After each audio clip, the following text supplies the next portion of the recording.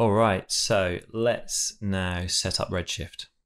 We're going to come up here to our toolbar, come to our Redshift tab, and let's just click on our Redshift icon here to set up our Redshift render op. I'm going to select that.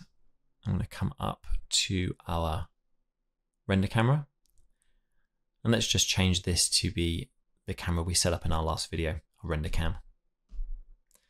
I'm going to leave the camera resolution to be the same, just 1280 by 720, the default. Feel free to change that if you want to 1920 by 1080. You can either change that there or back in your scene under the camera view, you can change the resolution here.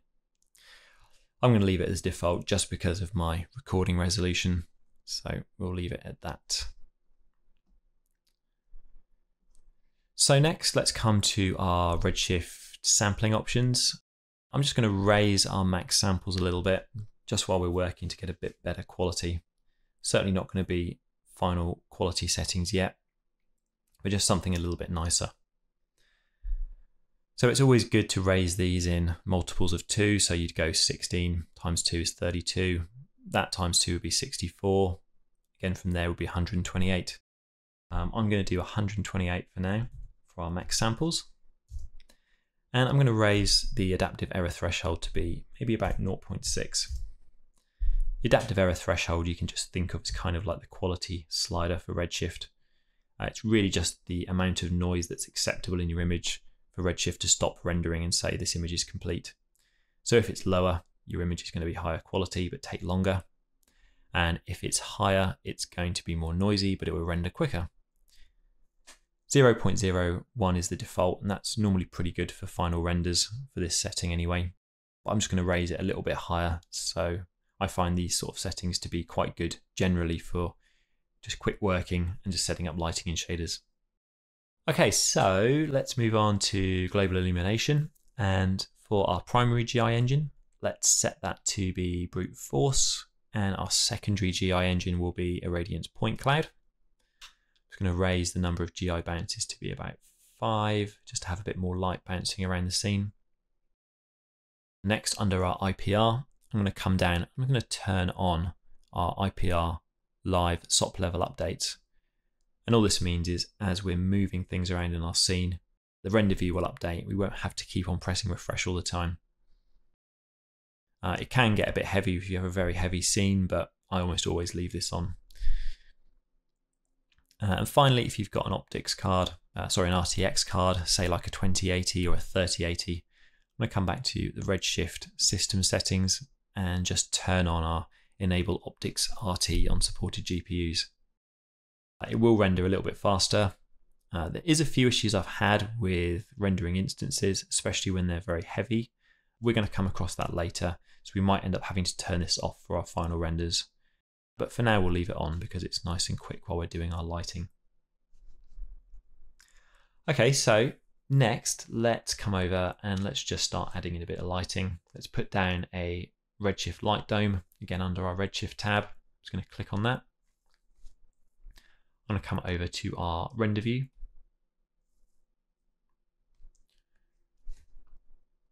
I'm going to resize that. Make sure this is set to fit window for me so we can all see it. And just make sure our render cam is selected there. Now at the moment we can't see anything because it's all being blown out by this light. We haven't got any shaders on anything, so let's just fix that now. First of all, I'm going to take this Redshift light dome. I'm just going to change the color to be more of a like blue. I want to go for a sort of like morning, daytime vibe to this. So maybe sort of like a desaturated blue in the tint here under our light options. So maybe around 187, 185 in the hue. If you don't see this, just click on this little icon a couple of times till it goes through to hue, saturation and value. Maybe the saturation will be about 0.25 and the value can be about 0.5, I think. So we still can't see anything. So let's maybe now go and move on to setting up our shader for our piece of wood. I'm going to come over to our material context here, hit tab, I'm going to type RS material, I'm going to choose RS material builder. which is essentially like the main container for every Redshift shader. I'm going to call this Driftwood. And then let's just go back to our main object context and let's just assign it to our render branch. So down here, have this selected. Up under render, let's change this material to be Driftwood. Accept. I'm also going to turn off our setup for now because we're also going to be rendering that. We just want this to be rendering. So we've got a basic material on here, no textures yet, so let's go and sort that out. Back to our material context. I'm going to double click on our Driftwood, go inside. I'm going to hit tab and put down a Redshift texture, RS texture node. Go up to our file name and we're just going to come to our hip, to our text, and just choose our Driftwood 8k.png. Let's open up our base properties by clicking on this little arrow and just connect our output color to our diffuse color. Might take a second or so to cache the texture, and in fact we're probably going to have to refresh here. Sometimes it does need a little bit of a bump. So this is a start. We've got our texture in here. We've got some reflection on here, but this is way too much. Let's come to our material. Going to come down to our reflection section. I'm going to increase the roughness just to make this much more diffuse in terms of the reflection, make it feel a lot more wood-like, maybe sort of around 0.8. And I'm also going to bring this down a little bit to maybe 0.3 perhaps. It's going to be very subtle. This is mostly quite a matte sort of material, but I do want to have a little bit of shine on the edges just to pick up light and things like that. Also going to maybe just bring down our diffuse weight a little bit. If you bring it down to 0, there's no contribution from your texture. I normally like to bring it down to sort of like about 0.8, something like that.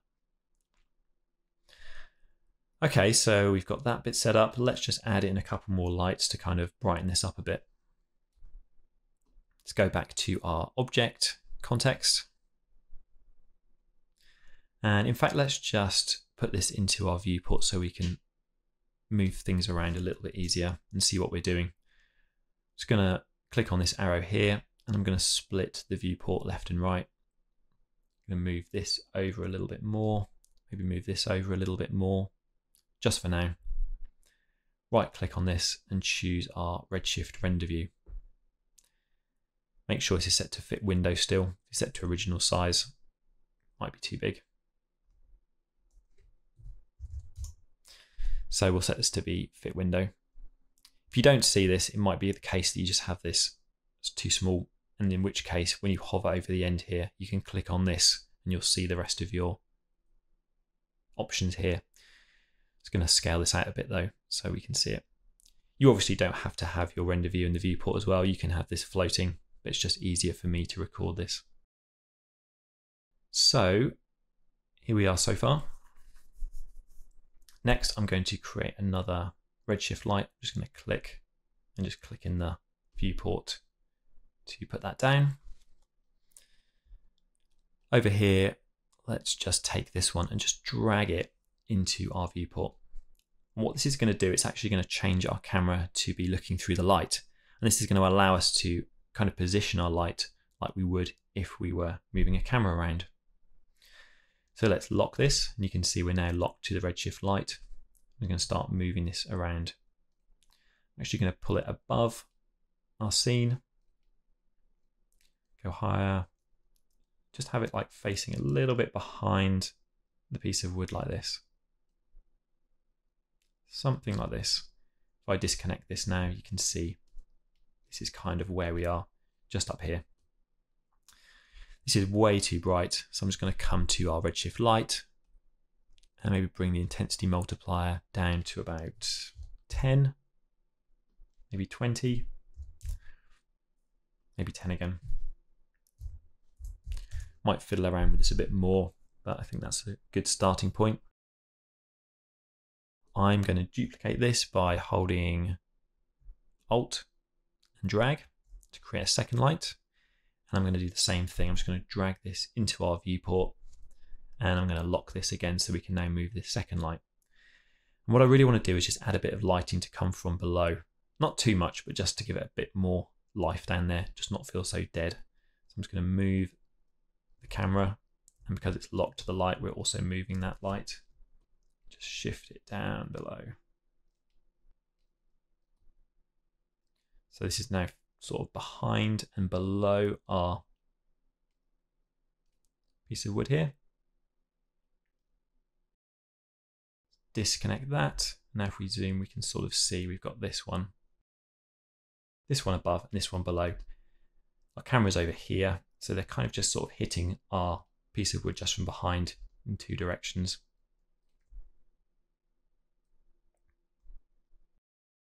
It's going to bring down the intensity multiplier of this a bit more, maybe to about 5. As I say, I don't want this to be too intense. I just want to have a little bit of something catching it from underneath. And it's often quite good, I find, just to go into your individual lights and just flick them off individually, and you can see the sort of contribution they are applying to your scene. Okay, so we may change this a bit later, but I think this is a good base for what we're starting with. One last thing, maybe we'll come up here to our photographic exposure and just turn this on. I think I'm going to change the allowed over exposure, maybe just tweak it a little bit. 0.278, something like that. Again, we might change this later, but I think that's just enough for now to set up our basic lighting. Okay, so finally, we've got our 3 different contexts here. We've got our main scene in the object. We've got our materials starting to be set up over here, and we've got our render settings out here. I'm just going to set some quick marks for these. So I'm going to hit Control 3 for our output. I'm going to come to Materials, press Control 2, and come to our object and press Control 1. So now if I press 1, 2, and 3, I can quite quickly jump through these different areas which we'll be coming back to. Of course, you can just come up here and just go to them yourself, but this is a nice little shortcut. Okay, so in the next lesson, we're going to go back into our main scene, and we're going to set up some set up the beginnings of our scattering for our instances on our piece of wood.